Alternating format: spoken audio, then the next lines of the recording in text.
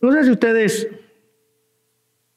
han puesto a pensar en la realidad de que el hombre tiene una gran necesidad de Dios en su corazón. Aún aquellos que no creen en Dios, aún aquellos que niegan la existencia de Dios, hay un hueco en su corazón que solamente Dios puede llenar. ¿Okay? Es como si existiese una cuerda que constantemente ala el alma del hombre hacia arriba, diciéndole, mira a Dios. Esa es la razón por la cual nosotros tenemos tantas religiones. Esa es la razón por la cual en el mundo existen de todo tipo, para todos los sabores y para todos los gustos. ¿Saben el refrán que dice que para los gustos hicieron los colores? Esa es la razón por la cual tenemos tantas religiones. Porque el hombre siempre ha estado buscando comprender y entender a Dios. Ha estado sintiendo desde el inicio, desde la caída del hombre, desde que el hombre peca y es separado de la presencia de Dios por primera vez, ha sentido la necesidad en su corazón de volver a su creador, de volver al Dios que lo hizo.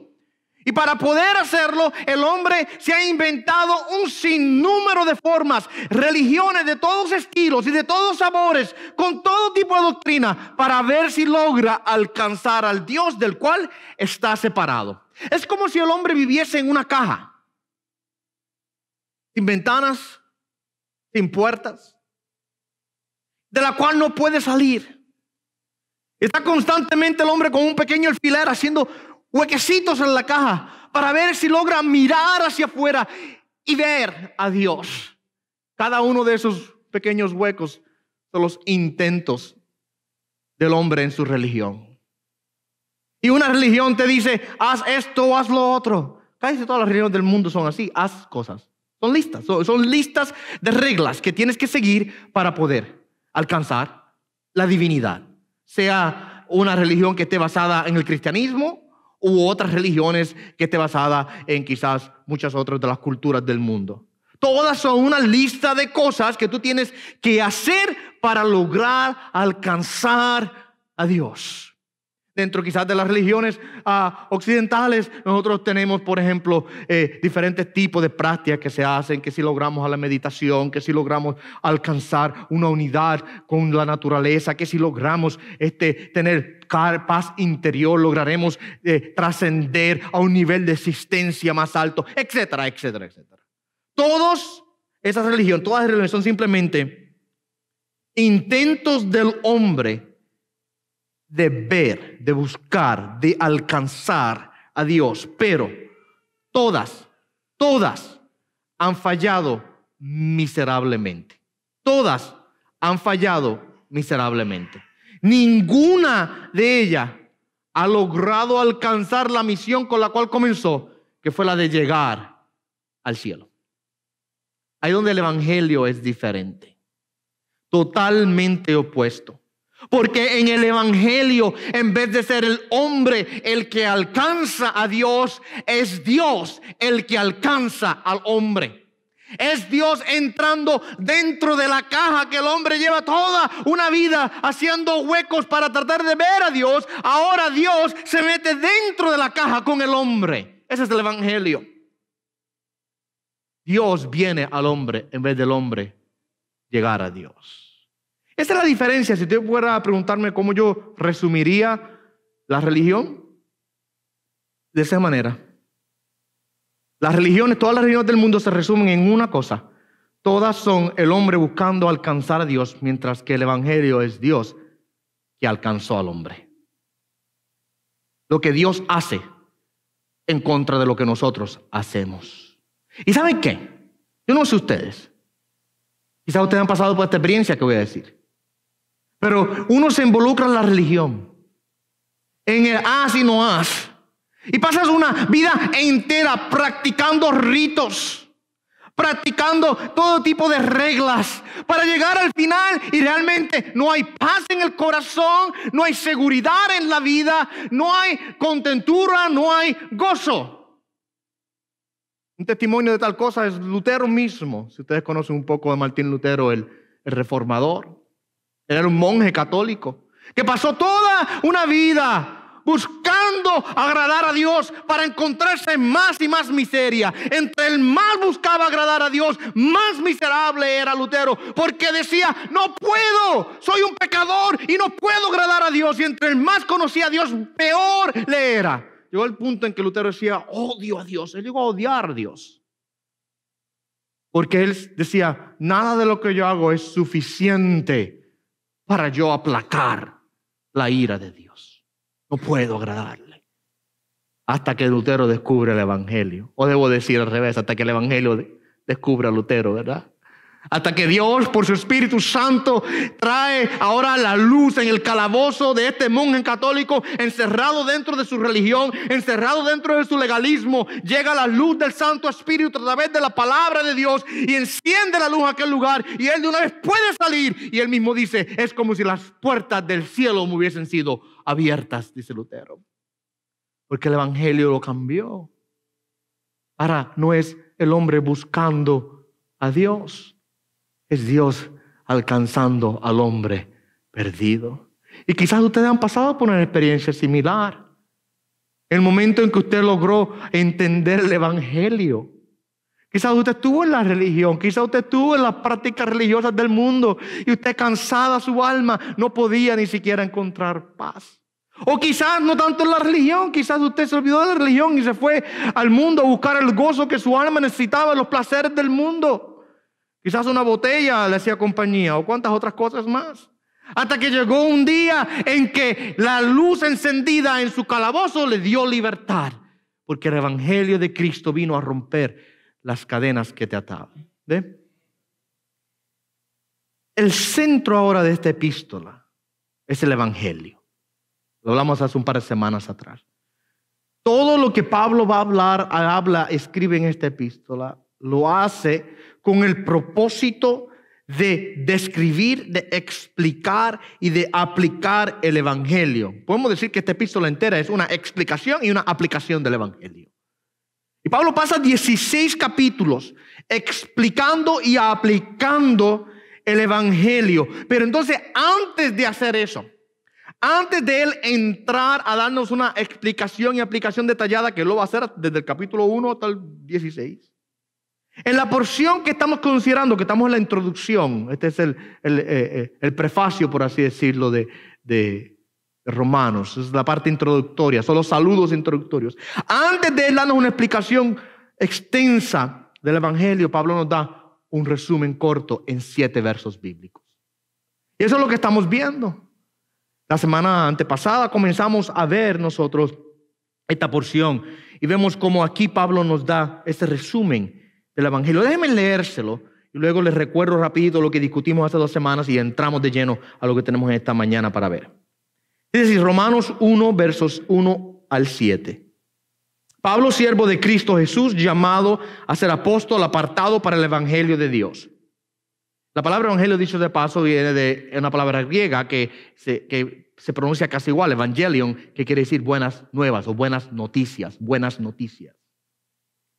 Que él ya había prometido por medio de sus profetas en las santas escrituras acerca de su hijo que nació de la descendencia de David según la carne y que fue declarado hijo de Dios con poder conforme al Espíritu de santidad por la resurrección de entre los muertos, nuestro Señor Jesucristo, por medio de quien hemos recibido la gracia y el apostolado para promover la obediencia a la fe entre todos los gentiles, por amor a su nombre, entre los cuales estáis también vosotros, llamados de Jesucristo, a todos los amados de Dios que están en Roma, llamados a ser santos, gracia a vosotros y paz de parte de Dios nuestro Padre y del Señor Jesucristo. Estos 7 versos realmente contienen, es como si fuera una cápsula concentrada de todo lo que el Evangelio es. ¿Okay? Usted lo ve ahí. Pablo ya la semana pasada, antepasada, hablamos, el título del mensaje era el predicador y la promesa del Evangelio. Y vimos cómo Pablo se introduce a sí mismo como el predicador del Evangelio. Él es el apóstol. Y él introduce a su amo, introduce su oficio, introduce su propósito. Él dice, mi amo es el Señor, yo soy un siervo de Cristo Jesús. Mi oficio es, yo soy un apóstol, uno llamado, uno que ha sido enviado por Dios para poder predicar el Evangelio. Y el propósito de su vida dice: yo fui apartado para el evangelio, dice el apóstol Pablo. Luego vimos la promesa del evangelio la semana antepasada. Dice el apóstol Pablo aquí que el evangelio no fue el plan B de Dios. No fue que a Dios le salieron las cosas mal. Muchas personas creen eso. Escuchaba a un predicador en una ocasión decirle a una congregación: bueno, Dios comenzó con Adán, pero Adán arruinó el plan y Dios tuvo que hacerse otro plan. Y Dios luego buscó a otro y buscó a otro. Y así fue por toda la historia bíblica, mencionando los diferentes nombres de las personas del Antiguo Testamento. Pero buscó a Noé y le salió mal con Noé también. Buscó a Abraham y también. Y buscó a Moisés también. Y nada le resultaba hasta que llegó a Jesucristo. Interesante. El evangelio de Cristo nunca fue el plan B de Dios, siempre fue el propósito inicial. Y Pablo dice aquí que Dios prometió ya este evangelio en las Santas Escrituras desde el pasado a través de los profetas. Él dice eso porque los judíos acusaban a Pablo constante y continuamente de traer una nueva doctrina, una nueva enseñanza, de ir en contra de lo que ellos ya creían y de las tradiciones de su pueblo. Y entonces Pablo dice: muchachos, lo que está mal son ustedes. Esto no es nuevo, esto ya está prometido desde la antigüedad. Las Sagradas Escrituras ya nos hablan del plan de Dios en el evangelio. Ahora, esta mañana yo quisiera con ustedes considerar, vimos el predicador del evangelio, que es Pablo. Vemos la promesa del evangelio, o sea que Dios prometió esto desde la antigüedad. Esto no fue un invento nuevo que Pablo hizo en este momento. En esta ocasión yo quisiera que nosotros observemos la persona del evangelio. La persona del evangelio es lo que quiero considerar. Y vamos a ir al verso número 3 y verso número 4, es donde nos concentraremos en esta mañana. Amén. Para nosotros estudiar la palabra de nuestro Señor Jesucristo. ¿Okay? Podemos decir que si el evangelio es el centro de esta epístola, aquí el apóstol Pablo nos presenta o nos introduce a nosotros a la persona que es el centro del evangelio, ¿verdad? Que es nada más y nada menos que el Señor Jesucristo. En el verso anterior ya se nos ha dicho que Dios había hecho una promesa. Que Dios había hecho una promesa, en el verso número 1 dice, a través de los profetas en las Sagradas Escrituras. Que esta promesa se ha cumplido ahora. Y mira de quién es la promesa. El verso número 3 nos dice que esta promesa es acerca del Hijo de Dios. Y aquí somos introducidos ahora, como dije, a la persona que es el centro de todo el evangelio, el Hijo de Dios, Jesucristo. Hay un misterio aquí que quiero que consideremos por un segundo. El concepto de Jesús como Hijo de Dios. Yo creo que nosotros podemos explicarlo, tratar de entenderlo, pero hasta cierto punto tenemos que confiar en Dios y creer lo que la palabra de Dios dice, aunque quizás no podamos comprenderlo en su totalidad, solamente aceptamos estas cosas. Cuando digo que hay un misterio es porque sabemos muy bien que la palabra es clara en que Jesús, por un lado, es Dios. Muchas personas hoy dicen que Jesucristo no es Dios, que Él era un buen hombre, fue un buen maestro, que fue un buen profeta, que fue cosas sin sentido. Gente que quizás no comprenden la palabra de Dios. Que Jesucristo no es Dios. Un problema muy grande con eso. Porque el testimonio que tenemos nosotros, mi amado hermano, es claro. Nadie que no es Dios pudo haber hecho las cosas que Jesucristo hizo. Tenía que ser uno que es Dios. Y la palabra es clara en esto. Él es Dios. Juan en su evangelio, el principio, capítulo número 1, verso 1 al 3, nos dice claramente que en el principio era el verbo y el verbo estaba con Dios y el verbo era Dios, hablando de Jesucristo.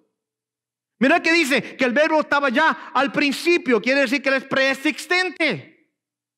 Es preexistente. Antes de la existencia de todas las cosas, ya el Hijo de Dios estaba presente.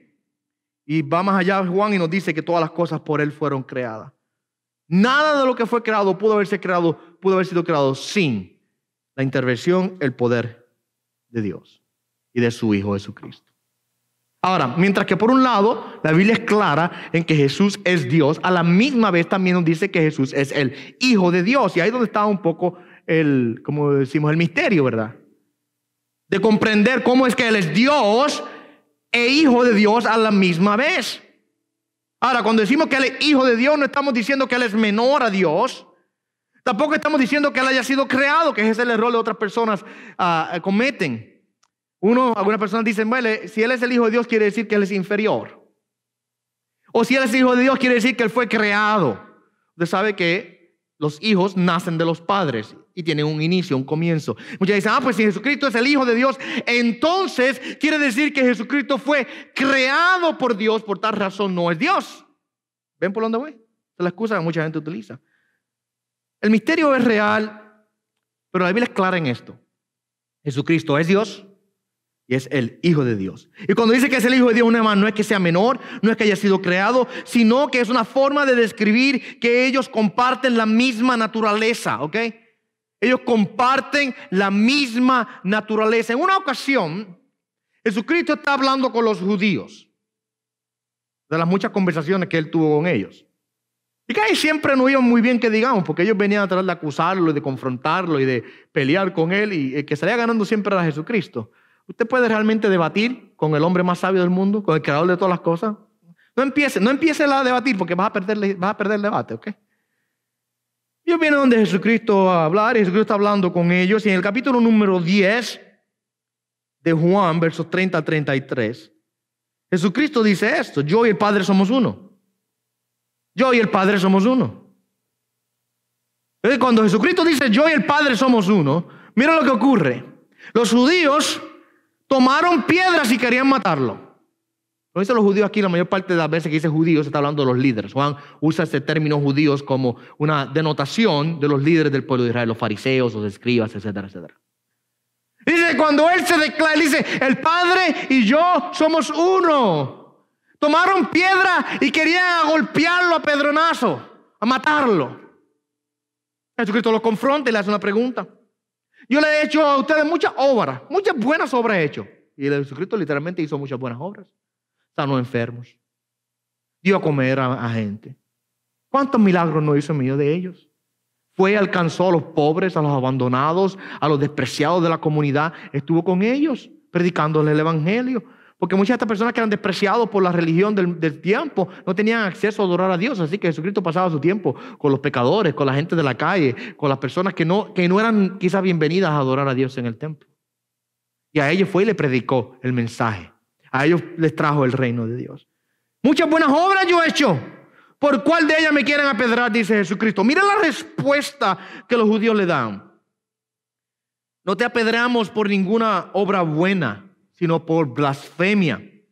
Y porque tú, siendo hombre, te haces Dios. Lo cogieron, ¿verdad? Te vamos a apedrear porque tú has blasfemado siendo hombre, diciendo que eres Dios. ¿Y qué fue lo que Él dijo? Él dijo, el Padre y yo somos uno. ¿Ve? Él se hizo Dios. Él, su Padre y Él son uno. Cuando hablamos de que Él es el Hijo de Dios, no estamos hablando una vez más de inferioridad, y no estamos hablando de que Él tiene un comienzo, o sea que Él fue creado. Estamos hablando de un compartir, de una misma naturaleza, de una misma esencia. Ese es el Hijo de Dios. Aquí Pablo nos introduce ahora a nosotros, de vuelta a Romanos, dos etapas del ministerio de Jesucristo. Los versos 3 y los versos 4 nos dan a nosotros dos etapas del ministerio de Jesucristo. Algunas personas, cuando leen estos versos 3 y 4, llegan a la conclusión de que se está hablando aquí de las dos naturalezas de Jesús, la naturaleza humana y la naturaleza divina. Usted nota que en el verso número 3 habla que nació de la descendencia de David según la carne. ¿Lo ve? La descendencia de David según la carne. Mucha gente dice, ahí está la naturaleza humana de Jesucristo. Luego el verso número 4 dice, fue declarado Hijo de Dios con poder conforme al Espíritu de Santidad por la resurrección de entre los muertos. Ahí tenemos la naturaleza divina de Jesús. Yo cuando comencé a estudiar esta porción, me incliné un poco por ahí. Dije, bueno, quizás eso es lo que está viendo. Pero cuando comienzo a estudiarlo más profundo, me di cuenta que no es así. Lo que esto hace referencia no es a las dos naturalezas de Jesús, siendo Él completamente hombre y completamente Dios, sino que vemos aquí dos etapas del ministerio de Jesucristo. Vamos a darle estos títulos: la etapa de encarnación y la etapa de resurrección. ¿Ok? El encarnado y el resucitado. Y eso es lo que Pablo nos habla aquí. Veamos la primera, el encarnado. Romanos 1:3, acerca de su Hijo, que nació de la descendencia de David según la carne. Y antes de continuar, tengo que dar una explicación de lo que según la carne quiere decir, para que no nos confundamos cuando luego lleguemos más adelante a ver el libro de Romanos, porque en otras porciones Pablo utiliza este concepto de carne para denotar el pecado. ¿Ya? En el capítulo 8, por ejemplo, Pablo habla ya del que vive en la carne y el que vive en el espíritu. Y una dice que trae salvación, por supuesto, el espíritu, y otra trae perdición, por supuesto, la carne. Entonces, si nosotros nos dejamos llevar por esa interpretación y la aplicamos aquí a esta porción y decimos Jesucristo nació según la carne, podemos caer, entonces Jesucristo tenía la misma naturaleza pecaminosa que nosotros. Y nosotros sabemos muy bien que la palabra es clara de que Él fue un hombre como nosotros, que vivió en un cuerpo como nuestro, pero que la palabra dice que fue tentado en todo, pero sin pecado. ¿Ok? Así que aunque Él era un hombre perfecto sin naturaleza pecaminosa. Muy importante que entendamos eso. Cuando Pablo dice aquí que Él nació según la carne, no está hablando, por supuesto, de que Jesucristo heredó la naturaleza corrompida que nosotros heredamos de nuestros padres. Adán pecó, Eva pecó, y desde Adán y Eva nosotros hemos recibido generación tras generación tras generación la misma naturaleza corrupta que define al hombre. ¿Sí? El hombre sabe, desde pequeñitos somos malos. Y yo sé que nosotros, que los niños son tan buenos, inocentes. El que diga los niños son buenos e inocentes no ha criado niños, parece. No han criado, porque mira, cuando son pequeñitos y de brazos quizás no molestan tanto, pero luego cuando crecen, mira, amado hermano, si usted no comienza a disciplinar, a instruir, a encaminar, a corregir y a hacer su trabajo como padre, le salen bandidos. ¿Por qué usted cree que son? ¿Por qué tú crees que es así? Que el hombre en su corazón, desde en pecado me concibió mi madre, dice el salmista David. Desde el inicio, desde que el hombre nace, ya está la semilla del pecado en él. ¿Ya? El niño va, la mamá le dice, no coma la galleta antes de cenar. Y bueno, la mamá no está mirando, ve, la coge y se la come y esconde la mano. ¿Por qué? El hombre tiene ya la naturaleza de la carne que lo lleva a pecar desde el inicio. Aunque sean cosas inocentes para nosotros, vemos que ya en el corazón del hombre está eso. Ahora, cuando dice aquí que Jesús nació según la carne, nosotros sabemos que no es eso lo que está queriendo decir. No está hablando de una naturaleza pecaminosa, que por eso específicamente fue que nació de mujer, pero no de hombre. Por eso fue que fue un nacimiento virginal, para no heredar la naturaleza pecaminosa de quien Adán es el representante de todos nosotros. En Adán dice, todos nosotros ¿qué? Morimos. Somos condenados. Nació por un milagro del Santo Espíritu de Dios, utilizando a María como un instrumento, como un vaso para traer al Hijo de Dios a este mundo. Pero ¿quién produjo la vida allí? Fue el Espíritu de Dios. Ahora, cuando dice que nació según la carne, lo que está hablando es de que nació como un hombre de carne, no con pecaminosidad en la carne, sino que nació de mujer. Hubo un embarazo, hubo una preñez, hubo 9 meses de dolores y está el dolor de parto final. Hubo un proceso en el cual el hijo nace. Jesucristo no fue una aparición. No fue una aparición. O sea, en la iglesia primitiva, uno de los errores que comenzaron a surgir dentro de la iglesia primitiva es que algunos comenzaron a enseñar que Jesucristo fue una aparición de Dios, era un espíritu. Porque dentro del dualismo griego se enseñaba que la carne es mala, el espíritu es bueno. Así que Jesucristo no pudo haber sido carne. No pudo haber tenido un cuerpo porque hubiese sido malo. Y la iglesia comenzó a absorber eso y comenzaron muchas personas a enseñar. Pues Él era solamente un espíritu que apareció para hacer todo completamente bueno. Oh, mi madre, hermano, eso es un error gravísimo, gravísimo. Y ahorita quizás hablo un poquito de por qué es un error, pero el punto es que Jesucristo vino como hombre. Nació de una mujer. ¿Okay? Y no solamente vino como hombre, vino como un hombre de la descendencia correcta. Él se hizo carne y habitó entre nosotros. Es lo que dice Juan en Juan 1, capítulo 1, verso 14. Que el verbo se hizo carne y habitó entre nosotros. Él estuvo aquí en la tierra. Mira lo que dice.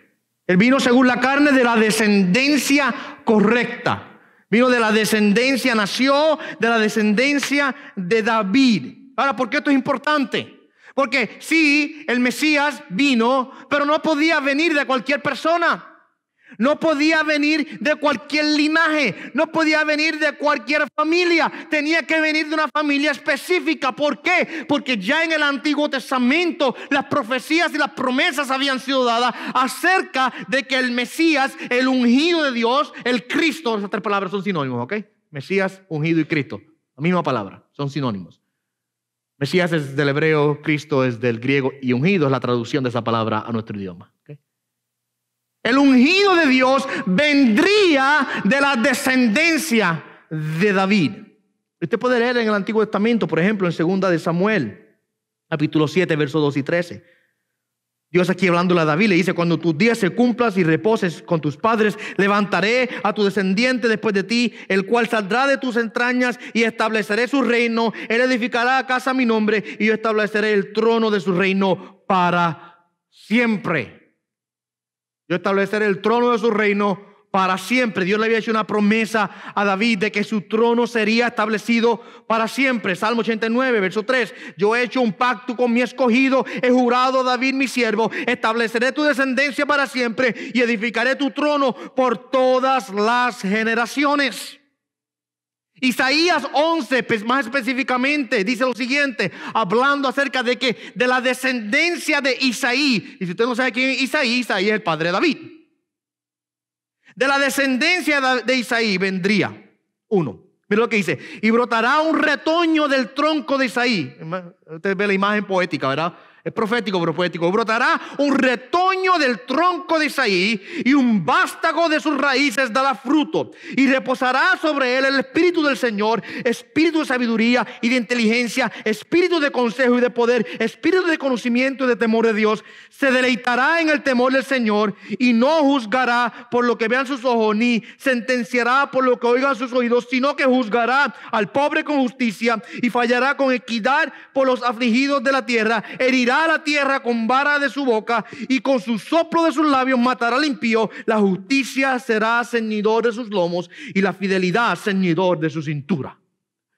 Un lenguaje poético profético, pero usted ve, es evidente, hablando del escogido, del ungido de Dios, que vendría a traer la justicia de Dios. Mira lo que dice: del tronco de Isaí saldrá un retoño. Había sido dada la profecía que era de la descendencia de David, que vendría aquel que sería el reino. Para citarles uno más, Jeremías 23, 5 y 6 dice: he aquí vienen días, declara el Señor, en que levantaré a David un renuevo justo, y él reinará como rey. Actuará sabiamente y practicará el derecho y la justicia en la tierra. En sus días será salvo Judá, e Israel morará seguro. Y este es su nombre, por el cual será llamado el Señor justicia nuestra. Dice que el Señor declara que levantará a David un renuevo justo y un rey que reinará sabiamente. ¿De quién está hablando?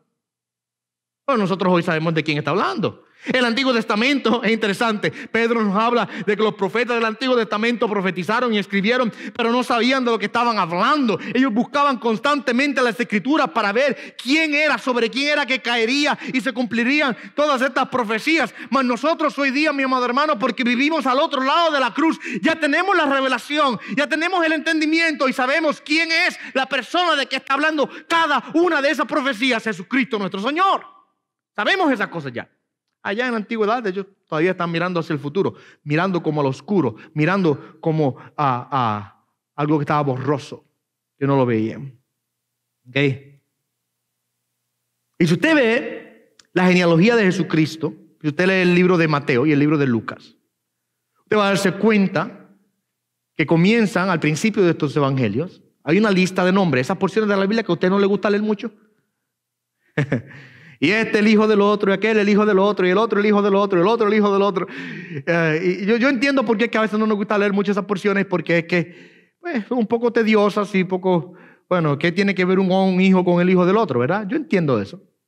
Pero la razón por la cual están ahí es para darnos a nosotros a entender de que Jesús es de la descendencia de David.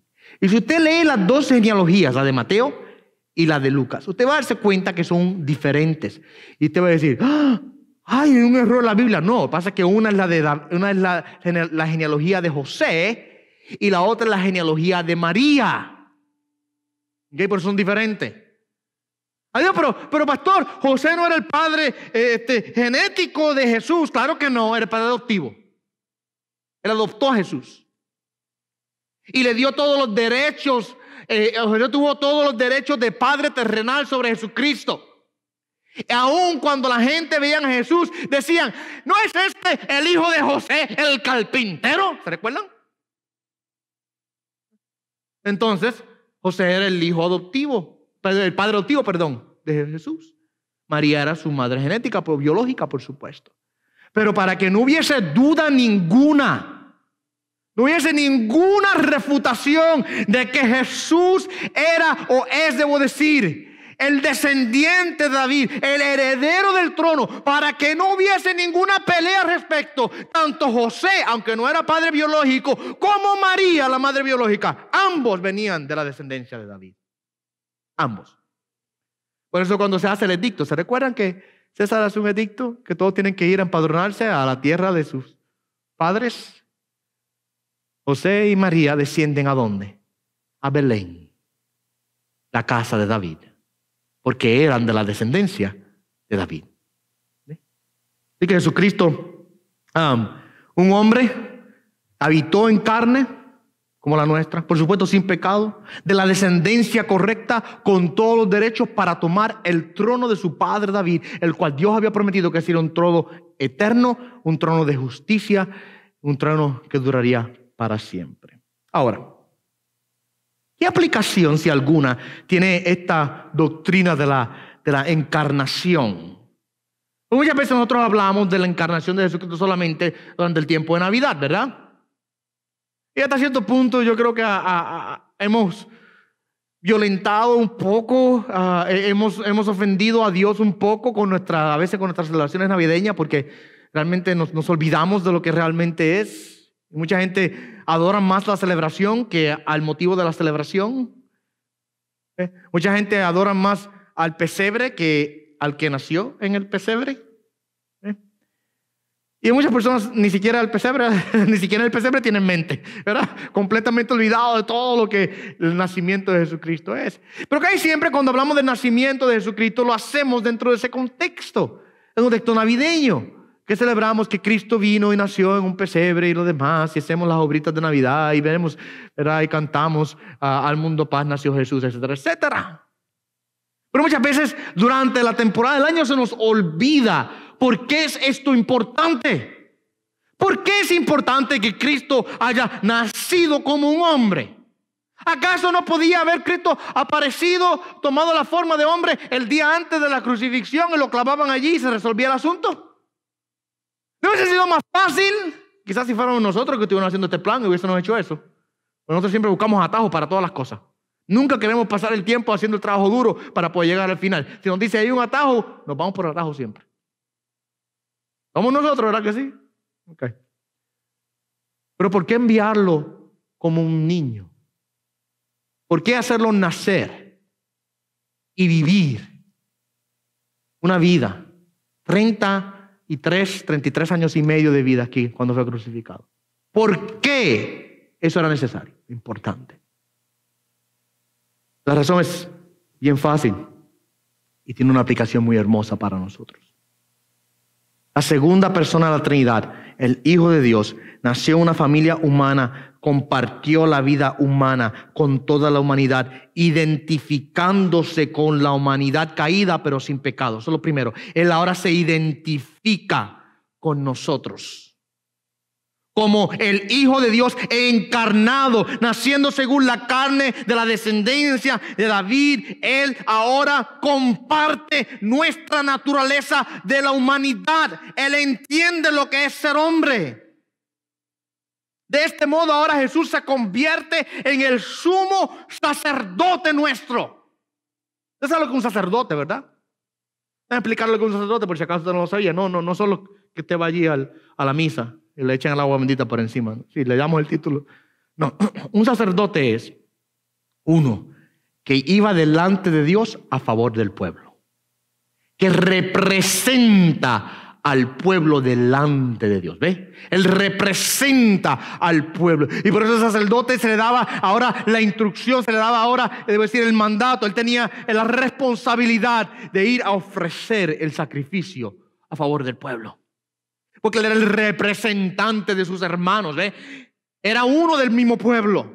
Si usted va y estudia el Antiguo Testamento y estudia los rituales levíticos, por ejemplo, y lo que era el tabernáculo y las ofrendas, los sacrificios, etcétera, etcétera, y lo que la tribu de Leví era la tribu de los sacerdotes, y usted ve cómo ellos venían y traían la ofrenda delante de Dios de manera constante y una vez al año para traer la sangre delante sobre la tapa del propiciatorio para la propiciación de los pecados del pueblo. Era uno que era del pueblo, un hermano de entre ellos, venía delante de Dios para representar al pueblo diciendo: aquí vengo a traer los pecados de mis hermanos. ¿Ve? Esa era la función del sacerdote, uno que intercedía a favor de sus hermanos, de su pueblo. Ahora, para Jesucristo ser nuestro sumo sacerdote, nuestro gran sumo sacerdote, Él tenía que venir y tomar nuestra posición.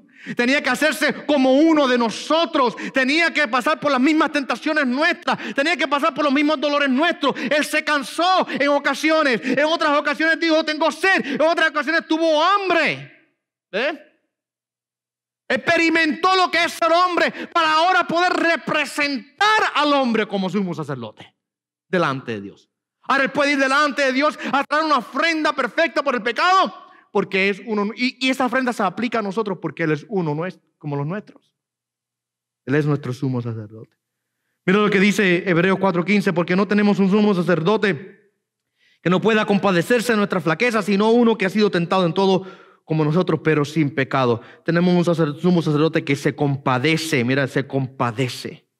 Y este es el evangelio. Esta es la buena noticia del evangelio, que en Jesucristo, que en Jesús, Dios se convirtió en un hombre para morir en nuestro lugar, siendo nuestro representante. Por eso es que la encarnación es tan importante. Porque para que la ofrenda de Cristo pudiese haber sido ofrecida a nuestro favor, tenía que ser uno como nosotros para pagar la deuda del hombre. ¿Ok? Ahora, por supuesto, no podía ser simplemente hombre. Porque si fuera simplemente hombre, si fuera solamente un hombre sin naturaleza divina, su ofrenda no hubiese sido válida tampoco.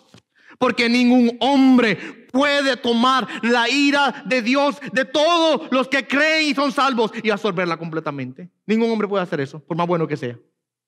Ninguno de nosotros podríamos presentarnos como sacrificio delante de Dios por la humanidad. Nadie puede hacer eso.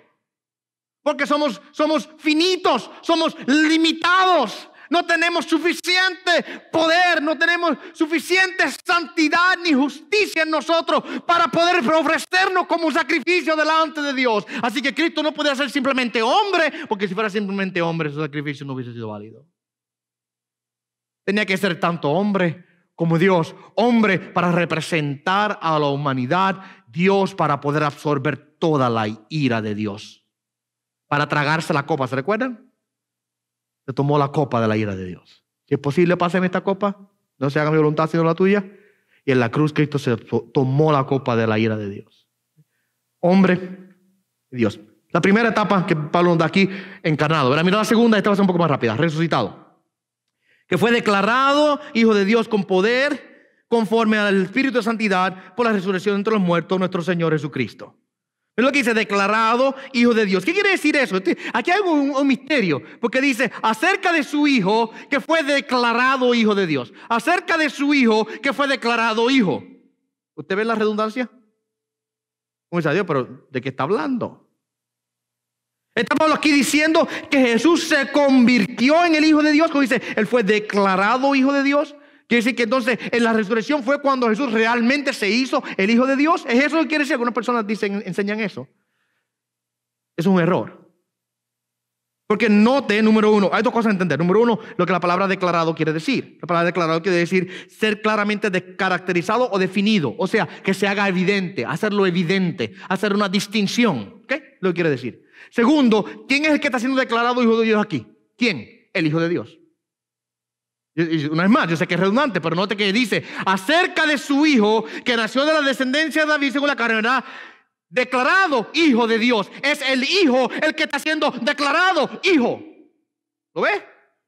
Así que no es que Jesucristo aquí, ahora en la resurrección, se hace hijo de Dios, se convierte en el Hijo de Dios, asume el papel de hijo de Dios. No, porque es el Hijo el que ahora es claramente definido como hijo de Dios. ¿Ok? No está hablando de un cambio de esencia, lo que quiero decir. No es que Jesucristo se transformó y fue de ser una cosa a convertirse en el Hijo de Dios, porque Él ya era hijo, sino que como el Mesías, Él ahora después de la resurrección, hay un cambio de estatus. Ahora hay un cambio de posición. Porque mientras que siempre fue Hijo de Dios, ahora es el Hijo de Dios con poder. Mira cómo dice Pablo. Ahora Hijo de Dios con poder. Es que nunca tuvo, sí, siempre tuvo poder. Pero ahora vemos que es el Hijo de Dios con poder, pero específicamente poder salvarnos. Porque a través de la resurrección de los muertos, Jesucristo ahora recibe toda autoridad en los cielos y la tierra para salvar a aquellos que Él quiera salvar. ¿Ve? A través de la obra de la cruz, muerte y resurrección, ahora Jesucristo es declarado Hijo de Dios con poder. ¿Ok? El comentarista Douglas Moo dice: lo que Pablo afirma es que el Hijo preexistente que entró en la experiencia humana como Mesías prometido fuese designado sobre la base de, o quizás en el momento de la resurrección, a una posición nueva y más poderosa en relación al mundo, en virtud de su obediencia a la voluntad del Padre y debido a la revelación catológica del poder salvador de Dios en el Evangelio. El Hijo alcanza un nuevo y exaltado estado como Señor. Hijo de Dios desde la eternidad se convierte en Hijo de Dios en poder, capaz de salvar completamente a aquellos que vienen a Dios a través de Él. ¿Ve? Douglas Moo continúa diciendo: la transición del verso 3 al verso 4 entonces no es una transición de un Mesías humano a un divino Hijo de Dios, sino del Hijo como Mesías al Hijo como Mesías y como Señor poderoso y reinante. Lo que quiere decir es que en la resurrección Cristo es ahora declarado como el Señor. Él es el Hijo de Dios con poder. ¿Ve? El Hijo de Dios con poder. Luego Pablo nos dice que fue declarado Hijo de Dios con poder conforme al Espíritu de Santidad. ¿Qué quiere decir eso, el Espíritu de Santidad? Yo creo que la forma más básica de explicarlo es de la siguiente manera. Es otra forma de decir de acuerdo a la naturaleza y la obra del Espíritu Santo. De acuerdo a la naturaleza y la obra del Santo Espíritu de Dios. Es lo que quiere decir. En la encarnación fue el Espíritu quien vino sobre María para producir el milagro de la concepción virginal. En la vida de Jesús fue a través del poder del Espíritu Santo que Jesús hizo milagros, hasta el punto que Jesucristo dice que rechazar a Jesús y las obras de Jesús era lo mismo que blasfemar en contra del Espíritu Santo. Si usted lee la porción donde habla de la blasfemia del Espíritu Santo en los evangelios, mucha gente no entiende lo que eso quiere decir. Es bien sencillo. La blasfemia en contra del Espíritu Santo no es nada más y nada menos que en aquel momento aquellas personas vieron a Jesús hacer milagros, vieron a Jesucristo predicar, vieron a Jesucristo enseñar y ellos dijeron: eso no es de Dios, eso es del diablo. Y Jesucristo dice: ustedes han blasfemado en contra del Espíritu Santo. ¿Por qué? Porque todo lo que Cristo hizo, todo lo que Cristo enseñó, lo hizo a través del poder del Santo Espíritu de Dios. ¿Ve? Y en la resurrección no es distinto, es lo mismo. En la resurrección fue a través del poder del Espíritu que Jesucristo fue levantado de entre los muertos. Fue el poder de Dios en el Espíritu Santo, se toma a Jesús y lo levanta una vez más. Y me encanta esto, porque existe un paralelo muy cercano, muy hermoso entre la resurrección de Jesús y la promesa de la resurrección nuestra. En Romanos 8:11, Pablo escribe lo siguiente. Dice que si el Espíritu de aquel que resucitó a Jesús de entre los muertos habita en vosotros.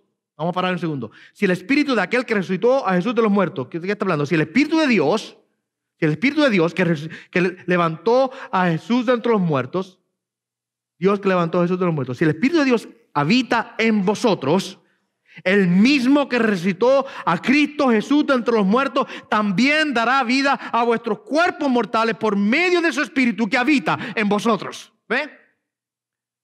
De la manera en que el Espíritu Santo, el poder del Espíritu de Dios levantó a Jesús de la tumba, también nos levantará a nosotros. ¿Ok? Así que Jesucristo es declarado Hijo de Dios con poder por el Espíritu de Santidad, o conforme al Espíritu de Santidad, por la resurrección de entre los muertos. ¿Sabe qué? Una cosa es decir, yo he dicho esto anteriormente, una cosa es decir yo soy hijo de Dios.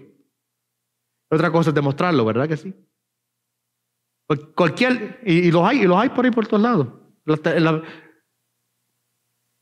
En la televisión usted los ve a cada rato. Hay uno por ahí se dice, yo soy Jesucristo hombre, dicen. Hay otra por allá que decía que ella era en Puerto Rico. Había una que la llamaban Mita, decía ella decía, yo soy la encarnación del Espíritu Santo. Decía ella. Una cosa es decir, yo soy hijo de Dios, o soy una divinidad. Otra cosa es comprobarlo. Otra cosa es dar la evidencia de que lo soy. Y a través de la vida de Jesucristo, Jesucristo demostró sin número de evidencias de que Él era realmente el Hijo de Dios. Él las hizo. Obra tras obra. Obra tras obra. Sus enseñanzas eran como ninguna otra. En una ocasión, enviaron los líderes del pueblo de Israel a unos soldados a arrestar a Jesús. Regresaron de vuelta con las manos vacías. Y él le dice, pero ¿por qué no lo arrestaron? Y ellos responden, ningún hombre habla como Él. No lo pudimos arrestar. Sus palabras, no pudimos resistir sus palabras. ¿Eh? Ningún hombre habla como Él. ¿Eh? Sabiduría infinita. Sus milagros totalmente divinos. No hay otra forma de explicar los milagros de Jesucristo que no sea que eran de Dios. Sea sanando, sea controlando la naturaleza, sea creando pan y vino. ¿Se recuerdan que en una ocasión tomó los panes y los peces y los hizo, alimentó? En otra ocasión tomó un agua, la convierte en vino, etcétera, etcétera. Todos sus milagros totalmente divinos. No hay otra forma de explicarlos. Uno de ellos me encanta mucho. Hay uno que me gusta mucho, que es el milagro cuando Jesucristo calma la tempestad. ¿Se recuerdan de ese milagro? Dice que estaban en la barca con los discípulos. Y la razón por la cual me gusta esa escena, me encanta esa narrativa, es porque vemos tanto la humanidad como la divinidad de Jesucristo manifestarse allí. En un momento Jesucristo dice, tengo sueño, muchachos, me voy a acostar a dormir un rato. Su humanidad. Y después se acostó. Comienza la tormenta. Oye, ¿ustedes creen que Jesucristo no sabía que la tormenta venía? Claro que él sabía que la tormenta venía. Yo creo que era una prueba para los discípulos, a ver si tenían fe en Él. Comienza la tormenta. Maestro, despierta, que nos morimos. Y Él se levanta, calla y enmudece. Y en el instante la mar y el viento le obedecieron. Jesucristo dio evidencias una tras la otra de ser realmente el Hijo de Dios. Pero la prueba más grande que Él puede dar es la prueba de si Él podía vencer la muerte. Y una semana antes de ser crucificado, Él dio una prueba como esa. Tomó un hombre de nombre Lázaro, que llevaba 4 días en una tumba, y dijo, quita la piedra, Lázaro, ven fuera. Y dice que al instante Lázaro salió. Tiene poder para resucitar a los muertos. Pero ¿tendrá poder para resucitarse a sí mismo? Una semana después de la resurrección de Lázaro, Jesucristo da la prueba contundente de que Él es el Hijo de Dios. Porque la tumba quedó vacía. Los muertos no lo pudo resistir. ¿Dónde está, oh muerte, tu aguijón? ¿Dónde, oh sepulcro, tu victoria? ¿Verdad? No pudo detener al Hijo de Dios. Y esa es la evidencia más grande, la confirmación, la declaración de que el Hijo es el Hijo de Dios con poder. Es que se levantó de entre los muertos a través del poder del Espíritu Santo. Se levantó y resucitó. ¿Okay? Y este es el centro de nuestro evangelio, es el centro de nuestra predicación, Jesucristo. Me encanta cómo Pablo cierra el verso número 4. Mira lo que Pablo dice, y con esto termino. nuestro Señor Jesucristo. Entonces usted sabe que el nombre Jesucristo es una palabra compuesta de dos palabras, Jesús y Cristo. Nosotros unimos esas dos y decimos Jesucristo, ¿verdad? Y yo no sé si usted sabía que cada una de esas palabras tiene un significado. Tiene un significado. Jesús significa Salvador. El nombre Jesús significa Salvador. El Señor salva, lo que quiere decir. O el Salvador. Cristo significa ungido o escogido. El ungido es el escogido de Dios. Y Señor significa gobernante soberano. ¿Ok? Y ese título que Pablo le da, bueno, que Pablo no le da porque es el título del Señor Jesucristo, que Pablo menciona, ¿verdad? Nos da a nosotros en esas tres palabras tan cortas, un entendimiento de quién es Jesús. Él es Jesús porque Él salva a su pueblo de sus pecados. Él es el único Salvador que nosotros podemos tener. Es el único que puede libertarnos de la condición en la que nacemos, que es el pecado. Y Él es el único que puede librarnos de la condenación eterna. Él es Jesús, el Salvador, ¿eh? Él es Cristo porque ha sido ungido como Dios, como el Rey y sacerdote nuestro. Él es el escogido de Dios. Él es el único que puede llenar ese papel que ha sido asignado por el Padre. Y Él es Señor porque Él es Dios y Él es soberano, el Rey y gobernante de todo el universo. Que Pablo en Filipenses nos dice que algún día toda lengua confesará y que toda rodilla se doblará delante de Él, sea voluntariamente o mandatoriamente. Toda lengua confesará y toda rodilla algún día doblará delante de Él, porque Él es el Señor de toda la creación. Ese es el Evangelio. Que Dios vino a través de su Hijo, quien se hizo hombre, para vivir la vida que nosotros no podíamos vivir. Santa, justa y totalmente perfecta, sin mancha y sin pecado. Para morir la muerte que nosotros no podíamos morir, que merecíamos morir, pero que no la podíamos morir para poder pagar nuestros pecados, porque nos hubiese completamente echado a la perdición. Ofrecer el sacrificio que nosotros no podíamos ofrecer a Dios. Y para poder tener nosotros ahora el estatus que nosotros no podíamos tener de ser hijos de Dios. Ese es el Evangelio. Esas son las buenas noticias de salvación. Y hasta el día en que Dios me llame a su presencia o que Cristo venga, continuamos predicando el mismo mensaje y el mismo evangelio, que Jesucristo, el Hijo de Dios, es el que te puede salvar de tus pecados y el que puede ahora librarte de la culpa, puede librarte de tu religión, puede librarte de todas las condiciones y las consecuencias de las decisiones que has tomado, puede librarte de la muerte y algún día garantizar una entrada en las moradas celestiales. Siempre predicamos ese mensaje y siempre lo predicaremos. ¿Cuántos pueden decir amén a eso?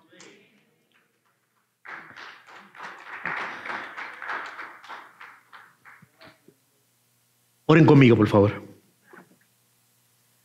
Señor, te damos gracias. Gracias por tu amor y tu misericordia. Gracias por tu bondad. Gracias por tu favor. Gracias, Dios, de que en Cristo Jesús nosotros tenemos la bendición más grande que podemos tener.